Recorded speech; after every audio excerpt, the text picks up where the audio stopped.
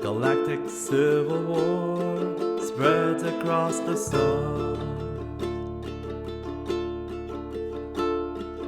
From the heights of Coruscant to fiery Mustafar, to fight the evil empire, for people join the fray. These are the heroes of the Hydian way.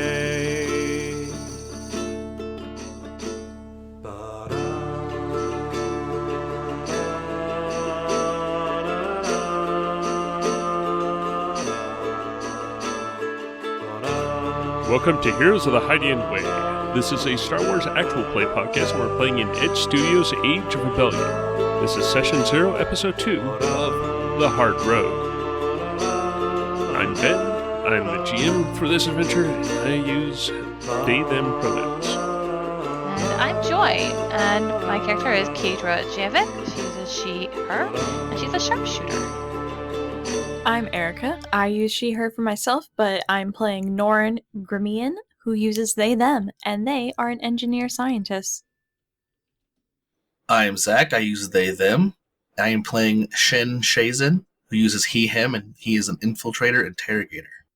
Hello, I'm Henry Malinali. I use she, they pronouns, and I'll be playing Isazel An, who uses she, her pronouns, and I'm the ship's pilot and captain. As I was saying, this is Episode 2 of our Session 0, where we're fleshing out, in this case, what we're going to be doing in this act. So we have villains, we have places, we have disasters. Intersector Rescue, which is a rescue organization. They go out, bad things are happening, like a mining outpost is on fire or something, and the firefighting equipment has broken down. I have a question. Yo. How well known throughout the galaxy is this company? Or is it something that no one's really heard of and we were like hand selected? Or is this something that like people have heard of and we sought this place out? I'm figuring that this is a relatively new organization, and they're doing essentially a huge charm push. Okay. That they have given out essentially business cards to captains, managers, the higher ups, the ones who are actually like shift foremans, that sort of thing. So the people who actually are doing the work probably don't know about it, but managers who are nominally responsible for this would be. Okay. One of the things with the Thunderbirds was they'd always it would start off with a disaster happening and a call going out to international rescue, which is what the Thunderbirds organization is. Gotcha. Hence the reason for Intersector. Gotcha. The question you're asking is a really good one in that it's not like they're a superhero brand or something like that where everyone knows them, but they are closer to, I'm wanting to say, like a tow truck company. Okay. Not necessarily everyone knows who they are, but when they start looking them up or something like that, you would find them that way. Or, as I was kind of saying earlier, there'd be like business hollows or something like that, where it would be on like the captain's desk. Perfect. Cool. So we're the AAA of the galaxy. I like this. Yeah, less A-team, more AAA. At least for the moment, yeah. My own preference for the long term of this is turning more into A-team end of it. We have to pass initiation first. Well, there's the initiation, and also from a meta point, I've been envisioning Intersector Rescue as the mercy mission that goes in to provide cover for extracting spies or something like that. Yes. And this kind of goes to the encounters. Like, I'm never figuring that Intersector Rescue or any of the people that they're initially dealing with are causing any of these. Mm-hmm. But there could be secondary objectives of there's a Intersector Rescue agent that is in the facility that is on fire. we need you to get them out as well. And it turns into an extraction on top of trying to deal with whatever disaster is currently there. Nice. That brings up an important question that I don't think any of us have asked when it comes about intersector rescue, which is, do they provide uniforms? I'm going to go with yes. Oh, That I'm man. figuring No, I love it. My character is probably not, though. while I'm going with yes, I'm thinking that it isn't just like, okay, everyone has coveralls. I'm figuring that like there are coveralls available. Your ship's crew that are NPCs are probably wearing the coveralls, but they also have like vests, jackets, like slacks, the whole 9 yards with different clothing types, plus flight suits and whatnot. They do sell merch, but it's just not really that. It doesn't sell well. Maybe their most basic requirements for a uniform is a color scheme. Yeah. And they have uniforms available for staff members to wear, Mhm. but if we so choose, we just have You- to stick to a color scheme. I like Yeah, the color scheme, the lapel pin, whatever. that. Hmm. The shoulder patch. If they have a crop jacket, I'm in. Yeah, they would. There you go. I do like that idea, and I can just sort of see starting off in like the very first session, there's a home space station that does get worked on. They essentially have landing facilities at other space stations where they store the cargo pods. So you never have to go too far to refuel and restock your cargo pod, hmm because you've been with the company for a bit. You've come to realize, don't leave anything that you want to keep in the cargo pod because those do get changed out. But the ship itself, you're definitely staying with. That's where you're working out of. But the cargo pods get swapped out pretty much every time that you dock. The cargo pod is disconnected and then a new one is connected as consumables are replaced and it gets reprepped. Copy that. Don't leave anything of importance in the cod pods. Right. And it's kind of God like pods. the pods are probably scheduled by our benefactor.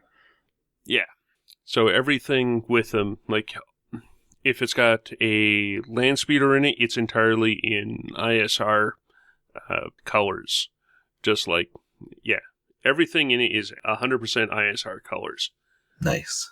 That's cool. making it very obvious where to return it to. One of the things I've been trying to come up with, and I definitely would like some input from you all, is types of encounters. The three that keep on coming up in my head are a chemical spill, which is the reason why we've already got a small ad for a chemical spill. Another one is a Purgle strike / this one kind of goes to the first audition game where there was a Purgle that essentially was playing Moby Dick with a cruise ship or like a mining ship or something like that, where Purgles are starting to become disturbed for some variety. One of the ones that actually does come up that would be a bit more in the military / combat side is pirates have come in and stolen something from a location, and they then call Intersector Rescue to try and get it back. Nice. Can we do like a rescue one where we rescue like Like an extraction. like an extraction, getting some people and saving them? Maybe like someone or some ones that are important to like, or even like a group of like refugees that were taken or something like that. Yeah. Because That I too. think that would be extremely really cool to play. Like we're helping refugees to fight, like they got taken while they're trying to get to safety, and we're rescuing them to help them to finish their way to safety. Perhaps dissidents of the Empire who they're sending to Kessel. Yeah. Or on a planet that the Empire wouldn't send aid to, a natural disaster occurred. There's many people needing help. Yeah. Like off the top of my head, a big one hit in Shad. And because I've been watching Andor, I want to do a prison breakout. Get somebody out of prison. I think that'd be so fun. That would be kind of a weird thing for this very official. I will totally get arrested so I can find a target and break out. Absolutely. I think it would be totally fun to do, like to help someone get out of jail that's not quite supposed to be there, but you know. I also would be great. definitely Awesome. love the idea of hiding other types of jobs with humanitarian aid. Like, we're doing the humanitarian aid, but that's like the easy part, or that's what the Yeah. crew is handling while we go and do something. That could be part of the prison break. Like, maybe we're... The thing that I'm liking with that, it being essentially secondary objectives for using video game terms, where there's a big thing, like, not to go too real world, a tropical storm's bearing down on this outpost, and there are people that you're needing to get off of there, as well as dealing with the actual disaster that's happening, like Gotcha. hardening the location, as well as trying to get a bunch of very obviously suspicious people out. So like, we're trying to get, maybe we're helping out, we're trying to get them out before it like the disaster strikes, but there's a possibility that we get stuck there through it and have to Yeah. keep them hidden, kind of thing. Yeah. Or maybe they have very interesting data pads that we would want to make a backup or a secret backup of for our own Mm-hmm. stuff. Yeah, or artifacts or something that we can find that would be. It just so happened one of the buildings that got bombed was a former Imperial site, and there just might be some data in there that needs retrieving. Secretly stealing some data. Yeah, that could definitely work. I'm really liking these ideas. I mean, there's also the old school salvage operations of places that have fallen apart. So it's just like Mm-hmm. old ships, old Bacta tanks, things that our benefactor would probably need to make all this go better. Salvaging is important. Scouting for those locations, even like clearing them out for extraction of another crew or whatever. Yeah, if we're being used as sort of a secret operations for the rebellion, then secondary objectives like that maybe we don't necessarily see the big picture for, but the Mm-hmm. benefactor does. Okay, I'm going to float this one, and I'm not entirely certain. It's an old hobby horse of mine. One idea is, for the time frame that we're in, we're roughly... I like doing just past the first Death Star, like in the years between A New Hope and Empire Strikes Back, because things are bad. The Empire's doing fairly dastardly things, but it's pretty established.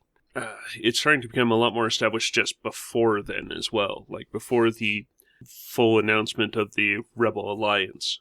I thought that we were playing either Rebels time period or even pre-Rebels time period, like in between Fallen Order, Kenobi, and... Actually, Kenobi takes place after Fallen Order. More in like the Kenobi Andor time period. That's when I thought we were playing. Okay. No, and that actually is one thing that I was wanting to get on the same page as with y'all, is exactly what part of the time period. And I like that. I like that more than my old assumption of being post Battle of Yavin, now being a bit before. Essentially, Rebels timeline-ish. Yeah, that works. You still had a bunch of splinter cells that were sort of being worked together by an unknown force, i.e. Fulcrum, but there wasn't a cohesive alliance yet. Yeah, exactly, yeah. So you've got the multitudes of different rebel cells. They may be talking, you may have a few go-betweens, a la Andor. This particular group might be just one person's bright idea, and they've got, I don't know, a planet worth of people that they're using to fund it. Mm-hmm. I really do like that. So one of the ideas that I've got, and this could just be a long-running thing throughout this, on account of the Clone Wars were 10, 15 years ago, there is still all these battles that the Imperials, the Republics, and the Separatists never have cleaned up entirely. Mm-hmm. So you have all these ships, and you also have battlefields where there's just a bunch of stuff. Yes. One of the things for that, though, is the idea of like a ship itself being somewhat adrift. This turns into a fairly decent space station if you're not too worried about it going somewhere. The idea of scouting, making sure that it's actually decent, and having this turn into a ISR safe house. If those secondary objectives are done, and you are collecting people or collecting supplies of varieties, you then taking them to a Ventator ship, messing up that name, but whatever, like one of the Clone Wars capital ships to store stuff, and there is a group there that you would be normally talking to, if that makes any sense. Oh yeah, No, that makes perfect sense. I like it. I like it. Yeah, I like it. We're at the Codfather. We regularly visit the tide pool. Yes. Oh, love it. Yeah, I can see that the repair of that taking a long period. Mm-hmm. It being one of the things that is progressing over a long period of time. Certain useful sections become available right when they need to be. And starting off with scouting it. Like, yeah, we heard that there is this thing. Can you go and explore it? And then that's when we do our... I don't do jump scares that much, but essentially our haunted house episodes. Nice. Oh, the ghost ship? Nice. Yes. Because, well, chances are I'm going to be doing a Munificent class, which, I don't know why, I just like the look of them. They're nice crab shell type things with wings. Ooh, yeah. Look, a giant skiff. Not gonna lie, that looks pretty cool still. Yeah, it does. Yeah, Looks that kind of like makes the me- hilt of That a makes me sword. want a clone NPC even more, honestly. Right. Comes with the ship. Yeah, I can definitely... Alright. So, yeah, the chef quartermaster will be a clone. It'll be going with some form of accent. I have no idea what. Perfect. Every time I try and do Australian-ish, it just doesn't stick, so... That's okay. I'm doing a combination of like a Russian Ukrainian, my mix of it, which is really weird. So that's what I'm going for with my character. We're going to be doing a haunted house. That would be so fun. Like Zoinks. So yeah, we've got a haunted house, we've got a rescue/extraction, pirates stealing and trying to get back whatever they've stolen, the chemical spill. Okay, so we've definitely got several ones that can be a couple arcs. Trying to land, clean up, prepare, or what have you. Because there also could be / probably will be a bit of a mystery going on there of whatever sort. Because nothing's ever that clear when you get to some place and it's like, alright, we're here to help. Well, why are you... Yeah. There's going to be a reason why they're in the situation of what's going on. Of why they're needing this outside help. Yeah, could always find a ship adrift and we have to go help them. Mm-hmm. Oh, there's a perfect encounter for that I've ran in like 3 of my games. I mean, because by then you literally don't know what you're walking into. It may not actually Because be. it's a ship that's adrift. There's no communications. So you don't know. You just go on and try to figure out what's going on. Like, it could be a mystery. It could be whatever. It could be tons of things. My brain's just spinning a story now. A senator's ship was sabotaged, but we don't know that. And it's been adrift, sending out a distress signal. We just happened to be in the vicinity. Interesting. And answered the distress signal. The salon pod is still attached. And one of us is told to slice into the computers while we are trying to help them get their ship back together. Yeah. And who knows? Maybe there's a alien or creature of some sort that's on the ship that they don't even know about. That could be killing them off one by one. I'm just gonna slip on down to the records. they stowed away Yeah. and they need an extraction. Those are some great ideas. Exactly which order they'll be showing up in? Who knows? Right? I am really liking that. One of the things that I'm somewhat interested in is, so we're going to be doing a bunch of rescuing as part of the main thrust of Act 1.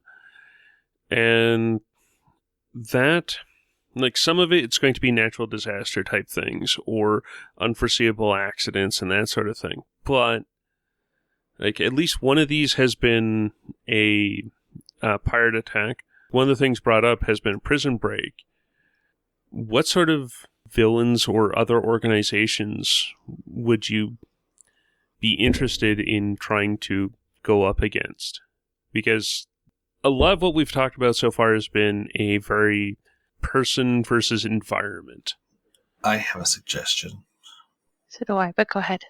My character worked with an organization in the past that they no longer agree with.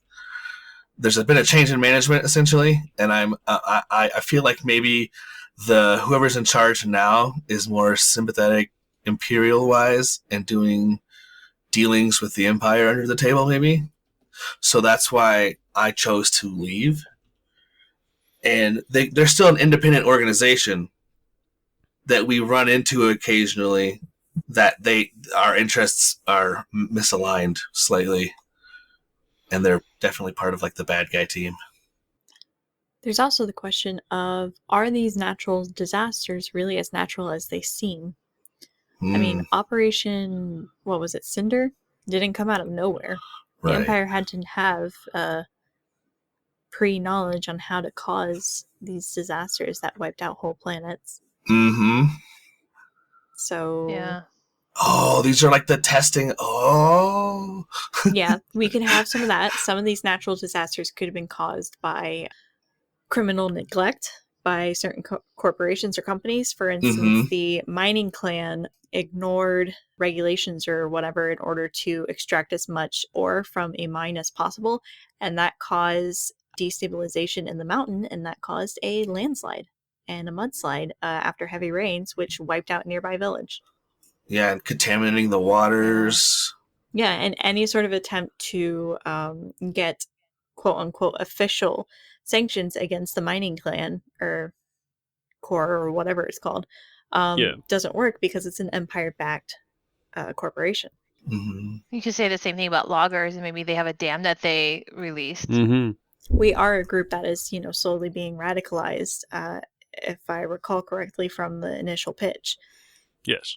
So these sort of acts that sort of frustrate our characters with the system. Like, yeah, sure, you could say it's just a freak storm, but there's something unnatural in that storm. Okay. On a not so grandiose thing, like local, like mafia type style, like people, like when we go to each planet, like having like the local like mafia after us, like maybe we have to get something from these local crime lords that they have acquired that somehow, not knowing what it is. Yeah, or even like when we go there, we're both going for the same thing, or we're annoying them because they've been the one that's like hid these people away or whatever it is. And so we also not only have to go against the Imperials, but we also have to go against them. And so they cause, I mean, they're not easy to deal with. I mean, just because they're local crime lords doesn't mean they're easy. Well, especially considering the group is not being set up as a combat organization. Mm-hmm. If it was 4 combat effectives, it's going to be a lot different than the current crew. Not saying that the current crew wouldn't equip themselves very well in combat, but having like 4 soldiers versus a disaster relief crew, that's going to be something different. So I really do like that, because smaller criminals, and especially with their hold over the locals, would have a much larger sway. Yeah, like the local core doesn't care about the local crime boss because, the local crime boss and the local core have an arrangement. Mhm. Exactly, yeah. And we don't know who their insiders are. Could be anyone around us that could be part of the crime lords because we don't know. Criminals don't wear outfits.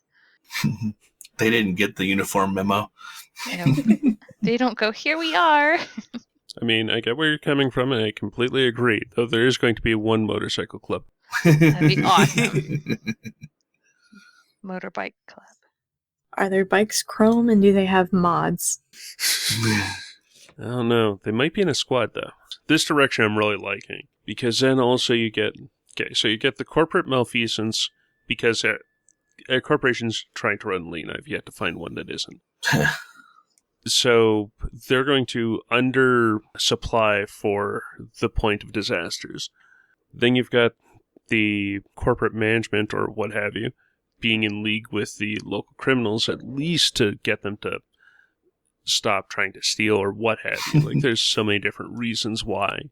Maybe they're just a off-the-books, quote-unquote, security force that the locals are using. I'm loving that. Because, yeah, then this helps to radicalize the group. It also gives more of a story of like each place that we go to, the things that the locals have to deal with. Like, and we can see like they're having to deal with these type of people, or these two crews against each other, but now we're there, so now they're kind of teaming up on us. It'd be really interesting. I'm digging that quite a bit. You can't forget the rival volleyball team either for the beach episode.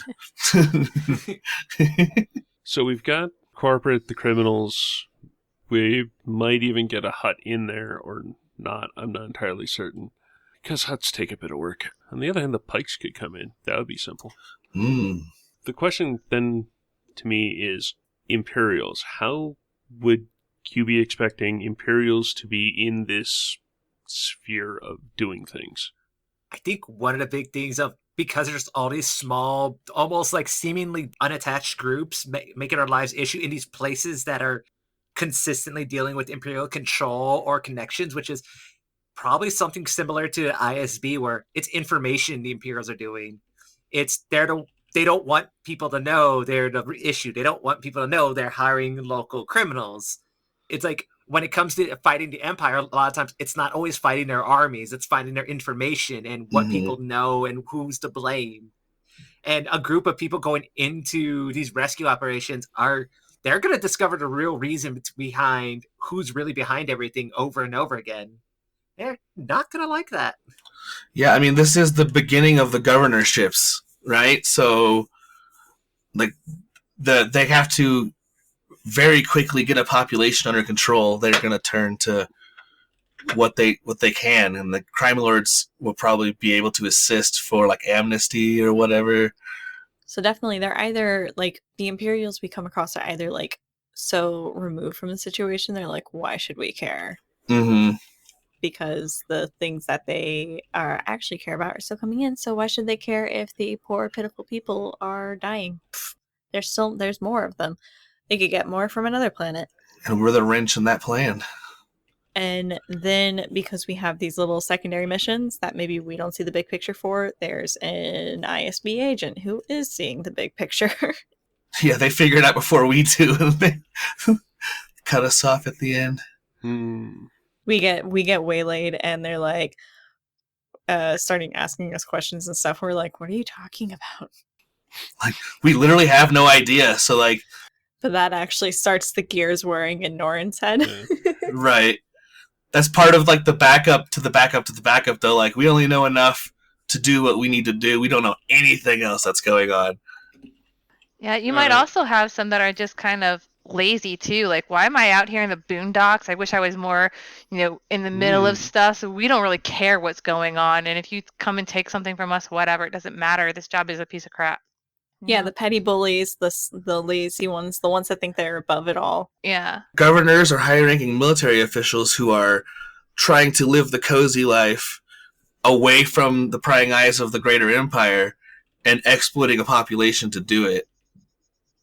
Like, they're not really doing anything anymore. Their governorship is easy. There's nothing going on. But they don't want to feel like they're in some backwater, so they're like overtaxing or strong-arming businesses so that they can get extra funds to live a cushier existence. Okay, yeah. Which could also bring the ISB, because once they find out, if they were to find out someone was doing off-the-book stuff like that, ISB doesn't look kindly on that kind of stuff. They're not getting their cut. And then you've got the whole... The ISB is doing one side, which is the more normal intelligence Mm-hmm. style. Then you've got there's a military intelligence division as well that's their competitors. I think they're CompNor. Yes. I love this with the Empire, that because you need to keep the ISB loyal. Like, while they do have their own internal ways of doing that, you also have another organization ensuring that the ISB as an organization stays loyal. Mm-hmm. We could get into inter-agency rivalries as well. Ooh. This is all sounding like way too much fun.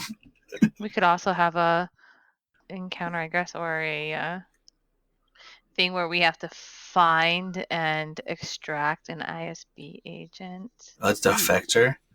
Yeah. And then we don't know if they're actually defector, or is this a trap the whole time? Could be a trap. Could be two, and one of them is a trap and one isn't, and we have to figure out which one it is. Oh, Okay, I love that. We're just hitting all the beats. right. We kind of are, but it's also... I'm wanting to see where all y'all are at with it, so that if it was just going to be a little thing or a big thing, because this seems to be a lot bigger of a narrative than I had initially been thinking of, but I'm liking that it's bigger. I mean, the idea could be bigger. We could just be a small part of it, playing a Right. shorter role in it. I think that's the way I'm going to go with it, at least to start off with, because there is still... The party itself is untested. The actual doing the stuff is untested. Like dealing with a natural disaster or what have you. You go to the chemical spill, because that seems to be where I'm starting with. You go to the chemical spill, the company itself, it was supposedly an accident, but as you go in and explore, you find out, well, it doesn't quite add up. It's like, okay, an accident is always just a 1 in a billion chance actually coming true, in theory. But what if there's other marks making, instead of a 1 in a billion, down to 1 in 1,000?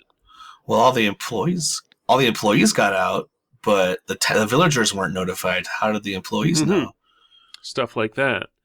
And as we start out, it may not be quite the group knowing that it's part of this huge conspiracy, I guess.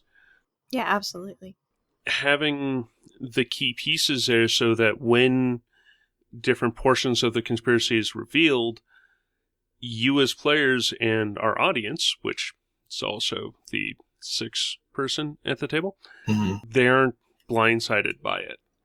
That we actually lay the groundwork for conspiracies and that sort of stuff ahead of time, so that we're not, oh yes, because of this destiny point, now all of a sudden there's a conspiracy there. We do it so that it feels right narratively. Yeah, I think that's awesome. That's just perfect. Yeah, cool. We've painted a big picture and we're going to zoom in on our group, sort of at the core of it all. Sort of build out from, like, uncover pieces from there for both our party and the audience. I'm really liking that. It's like a game map. You're exploring the game map. I say this Pretty as I much. stare at a game map on my wall. Yes. One thing that we've kind of covered, but we also kind of haven't, is there any sort of destinations that you would like to go to? We've talked about spaceships being adrift, or needing to go in to look for salvaging, or things like that. But is there any sort of environment that you'd be interested in exploring? All of them. I don't know. There is a specific environment to really like lean into when no one's there to save. Is one day looking at what happened to like what's left of Canary, because that planet is not doing so hot anymore. I think it would be interesting to go to Hoth because it is a planet of like super cold. Oh And yeah. I think that would be interesting because anything that we have to find would be under frozen stuff, and it would be super hard to like. Maybe we're dropping stuff off pre Echo Base.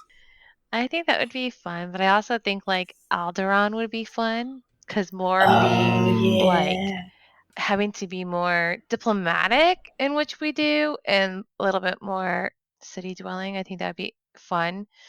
A colonies region of space or mid rim. Like Coruscant or like Tatooine or Naboo. Those would all be fun places. The fun thing about going to Naboo is that's the Emperor's homeworld. Yeah. Mhm. I think that would be so fun. Let's hope he's not on vacation. Like to go there, I'm do 100 something, but also be avoiding, There's a lot more Imperials here than I remember there being. Maybe under the Empire, the Gungan Naboo, Nabooians and Gungan relations have. Oh, they deteriorated very quickly. I like that. I don't think that anything's actually going to be happening there, but I also really adore the Freemaker idea of there being the Sheev Palpatine museum there. Oh, God. We had to go steal his Senate robes. It's his house. Oh, man. It's like the New Salem Yeah. tour.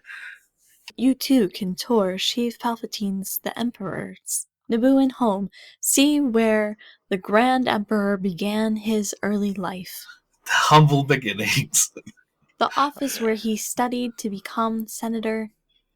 This is the room where he killed his father.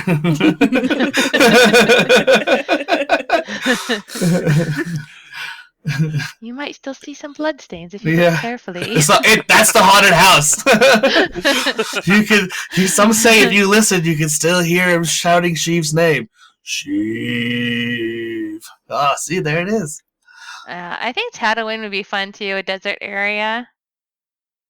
They always need saving, honestly. I think anywhere sand would be fun for the Shistavan because I do not think they like sand Oh, we go to Jakku. Yeah. in their fur. So, also, I'm going to mention it now. This is a Shistavanan who does wear footwear, so they're like boots for Shistavanan.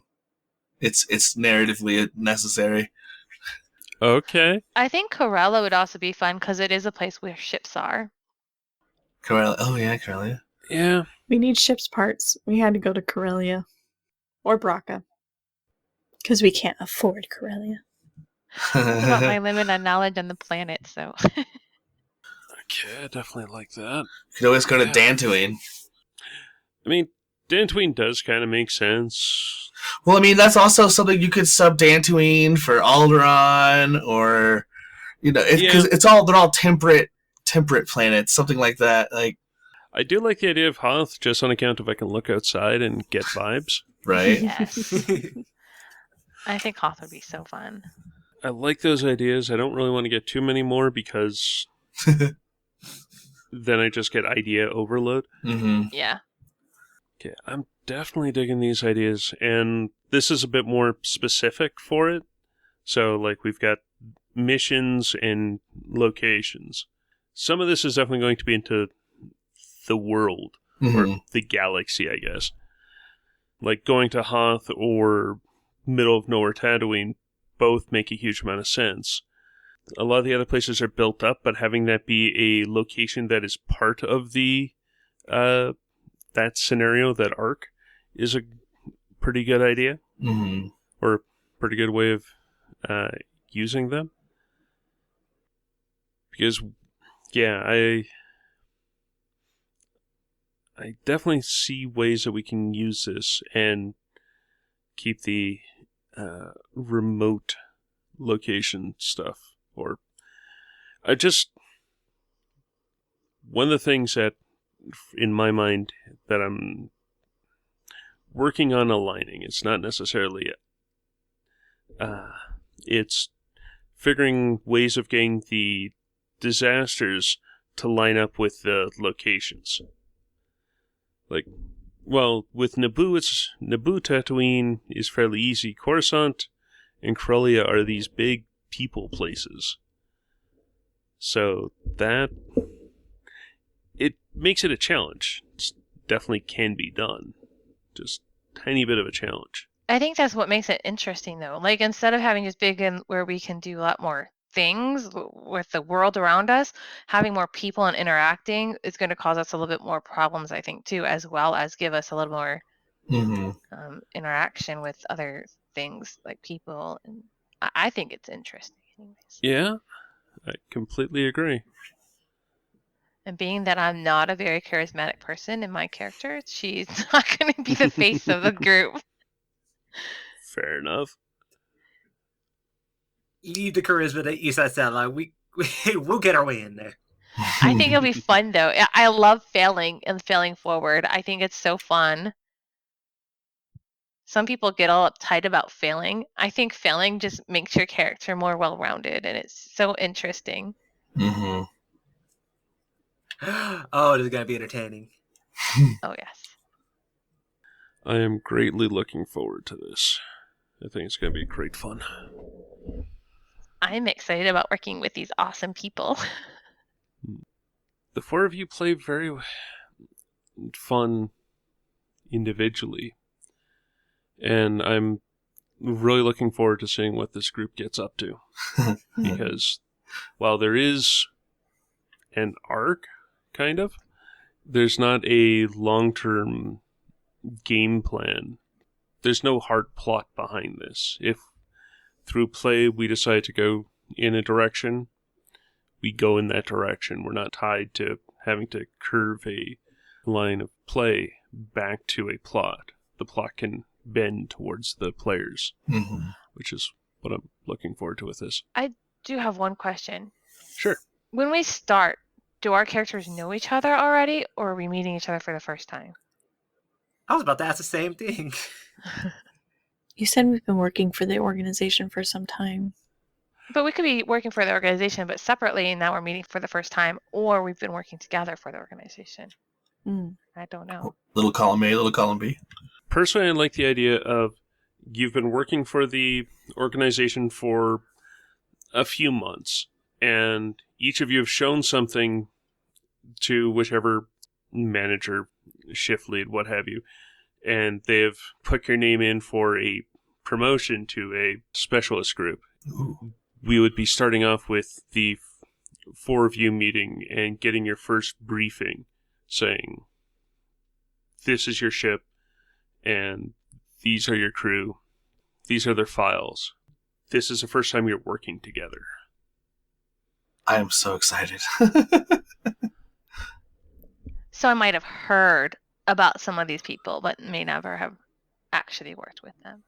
I kind of like that idea, just on account of that way the characters are starting pretty much where we are. Yeah, I like that idea. That's a good idea. We aren't locked into backstory. Mm-hmm. We're starting at the beginning of the interesting stuff, is the best way that I can put it. Everyone does have their backstory, everyone's got things that have happened in the past, but this is when the quote-unquote good stuff happens. When our paths have intertwined and destiny is revealed. Yes, we could say it that way. At least with podcasts like this, it's one of the things that I prefer doing, just so that essentially running the first arc or two as almost a prologue, so that everyone settles into this is what my character actually is instead of what I thought it was. I've yet to meet anyone who really, unless a character has been on the table with the current playgroup, it's really hard to say how that character is actually going to play. Yeah. I love taking in characters who have a bit of history to them, but like with any group, until you get them together and actually playing together, who's to say how it actually goes? Right. Yeah. Double the reason why we have the head of a protocol droid to give us our missions. We're not fully trusted yet. There's a questionnaire if this is going to work out. Mm-hmm. Well, they trust us more. Maybe we'll get 2 droid heads. Might give us an arm next. Yeah. Well, next would be torso, maybe. Or like the body of a Treadwell. Oh, Frankendroid. Yeah, like going complete Frankendroid. But okay, we have covered all the stuff I was wanting to touch on. Do you have any other questions that you'd like answered? Can't think of anything. I don't have anything. Nope. I can't think of it either. Same.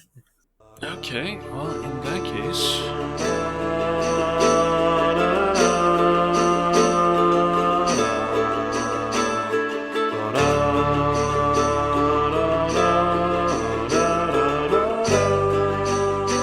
Thank you for listening to this episode of Heroes of the Hydian Way. You can find show updates on social media at The Hydian Way. And you can find me, Ben, on the socials at Deuterium Ice. You can find me, Joy, on the Other Place podcast, Season 2 as Talana, and live on Twitch TV as Joyfully Me, the number 2 at the end, through playing a variety of games. You can find me, Erica, on various podcasts such as Path of the Storm, Dice for Brains, The Dicey Cantina, and Nightcast creative projects like Coruscant Nights and Tales from the Grey Library. Or you can find me personally on social media platforms as either Tis the Good Witch or Erica Goodwitch. You can find me, Zach, at talesoftheouterrim.com or on our link tree at linktr.ee/talesoftheouterrim or Tales of the Grey Library. I guess GM'd. You can find me, Henry Malinali, everywhere as at SimDisorder with a Y, not an I. And we are all at thehydianway.com, where you can find previous episodes.